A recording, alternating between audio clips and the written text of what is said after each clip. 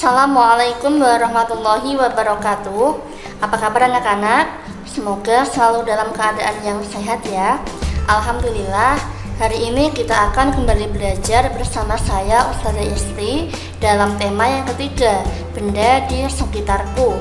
Tema keempat, keajaiban perubahan wujud di sekitarku dalam pembelajaran yang ke-6. Sebelum kita mulai pembelajaran pada hari ini, kita berdoa terlebih dahulu. A'udzu billahi minasyaitonir rajim. Bismillahirrahmanirrahim. Rabbi zidni ilma warzuqni fahma. Amin ya rabbal alamin. Semoga dengan doa yang telah kita bacakan tadi akan membawa kelancaran dan keberkahan pada pembelajaran kita hari ini. Nah, berikut adalah tujuan pembelajaran yang akan kita capai pada pembelajaran hari ini. Ada 5 poin ya, silakan dicermati.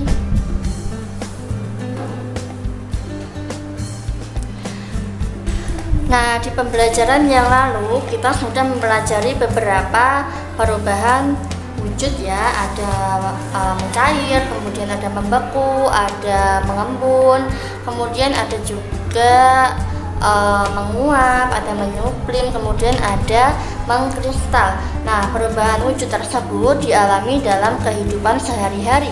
Alam dipersiapkan oleh Tuhan Yang Maha Esa agar manusia dapat tinggal di bumi dengan nyaman. Nah, perubahan wujud benda merupakan salah satu contoh buktinya.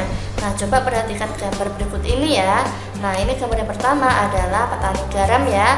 Nah, pada proses pembuatan garam, perubahan wujud yang terjadi adalah penguapan. Air laut menguap kemudian meninggalkan kristal-kristal garam sehingga bisa dipanen oleh para petani.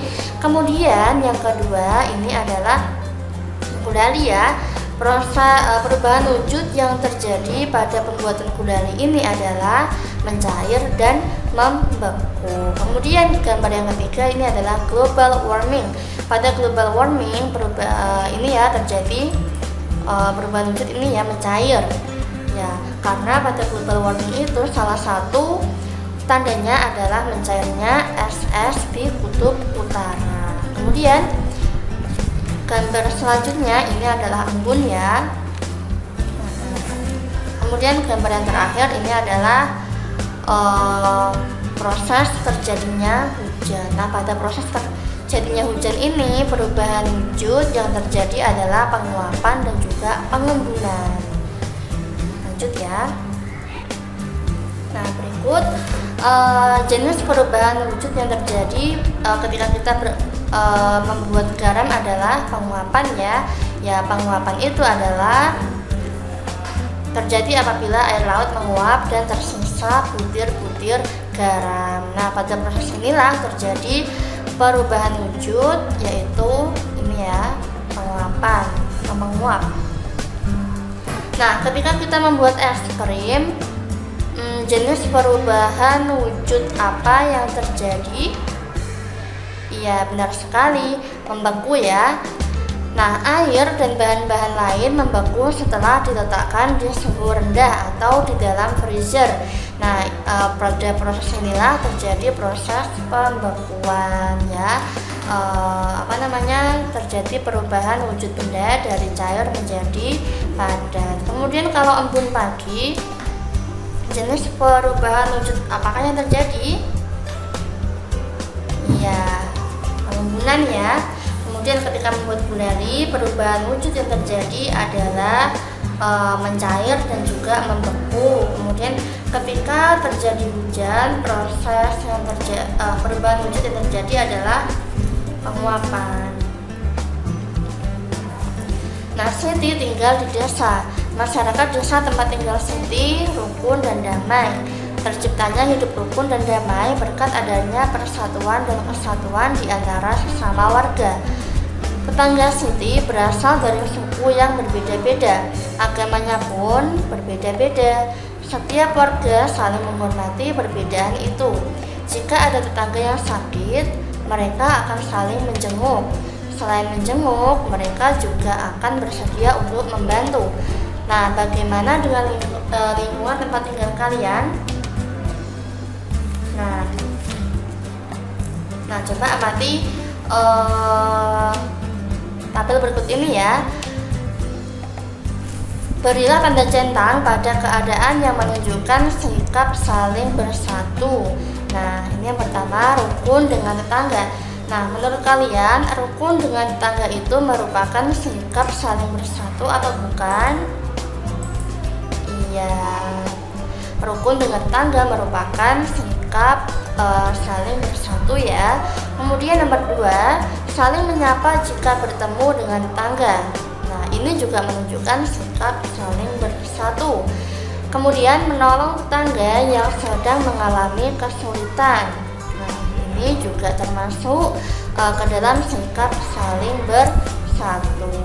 Menggunakan barang tetangga tanpa izin. Nah, bagaimana menurut kalian?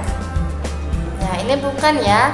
Ini adalah salah satu contoh yang kurang baik ya, jadi tidak boleh ditiru. Dan ini bukan merupakan sikap saling bersatu, justru dapat memecah belah persatuan dan kesatuan kita ya, terutama dengan tetangga. Kemudian ini, menjenguk tetangga yang sedang sakit, ini juga merupakan sikap saling bersatu.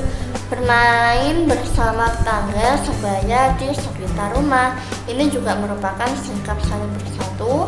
Bergotong royong membersihkan lingkungan, ini juga termasuk. Kemudian membunyikan musik yang disukai dengan volume yang keras. Nah, ini bukan contohnya ya, bukan contoh dari sikap bersatu. Kemudian memberi pertolongan kepada tetangga yang akrab saja, ini juga bukan merupakan contoh sikap bersatu ya, karena ketika kita memberi pertolongan kita tidak boleh pilih-pilih ya, semuanya harus kita tolong ketika ada orang lain yang membutuhkan pertolongan. Kemudian berbagi makanan dengan tetangga. Nah, ini juga merupakan contoh dari sikap bersatu. Nah, demikian materi yang dapat saya sampaikan. Semoga bermanfaat dan jangan lupa untuk selalu mematuhi protokol kesehatan ya. Jangan lupa untuk selalu rajin belajar. Nanti apabila ada kesulitan boleh ditanyakan kepada ustadzah. Kita akhiri dengan bacaan hamdalah. Alhamdulillahirabbil alamin. Terima kasih, semoga bermanfaat. Wassalamualaikum warahmatullahi wabarakatuh.